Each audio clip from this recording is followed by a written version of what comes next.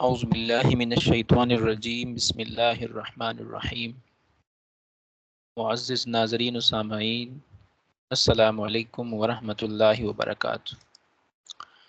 تاریخ فقہ اسلامی کے حوالے سے آج ہم جس نشست میں حاضر ہیں تو حسب وعدہ اس میں ہم تاریخی ارتقاء کے حوالے سے گفتگو کریں گے۔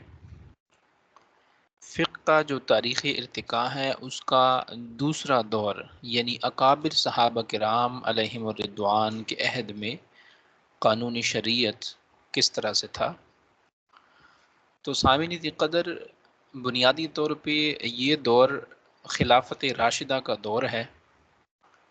تاریخ فقہ اسلامی کا جو دوسرا دور یہ 11 ہجری سے شروع ہوتا ہے اور 40 ہجری تک رہا ہے، اور یہی دور خلافت راشدہ کا ہے، یعنی جس کا آغاز سیدنا ابوبکر صدیق رضی اللہ تعالیٰ عنہ کے خلافت سے شروع ہوتا ہے اور خلافت راشدہ کے اختتام یعنی 20 رمضان المبارک 40 ہجری پر یہ ختم ہو جاتا ہے۔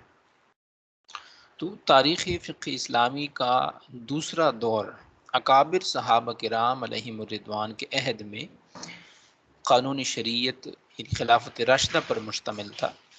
اس دور میں نئے واقعات بکثرت رونما ہوئے، خصوصاً حضرت عمر فاروق رضی اللہ تعالیٰ عنہ کے دور خلافت میں ایسے جدید اور پیچیدہ مسائل بھی پیش آئے جن کا وجود عہد رسالت میں نہ تھا۔ تو رسول اللہ صلی اللہ علیہ وسلم کی وفات اقدس کے بعد آپ کے تربیت یافتہ اور صاحب بصیرت صحابہ کرام علیہم الرضوان چونکہ موجود تھے، انہوں نے فقہی خدمات انجام دی۔ صحابہ کرام کے بعد ان کی تربیت یافتہ شاگرد حضرات یعنی تابعین نے اس کو بطور دینی فریضہ اور بطریق احسن سر انجام دیا۔ سامعین قدر، جب اسلامی حکومت کی باغ دوڑ خلفائے راشدین اور کبار صحابہ کرام کے ہاتھ میں آئی اور اسلامی فتوحات کی وجہ سے اس دور میں فتوحات ہو رہی تھی، تو اسلامی مملکت کا جو دائرہ تھا وہ وسیع ہوتا گیا۔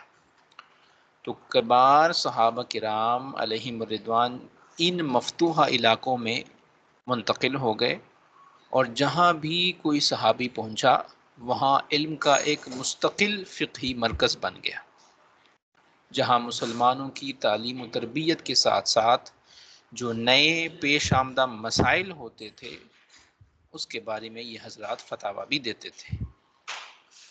اب اس دور میں جو اتار چڑھاؤ رہا اور فقہی ارتقاء کو سمجھنے کے لیے ضروری ہے کہ اس دور کا جو سیاسی پس منظر تھا وہ سمجھا جائے۔ تو اس سے اگلی نشست میں ہم انشاءاللہ سیاسی پس منظر کے حوالے سے گفتگو کریں گے۔ وما علینا الا البلاغ۔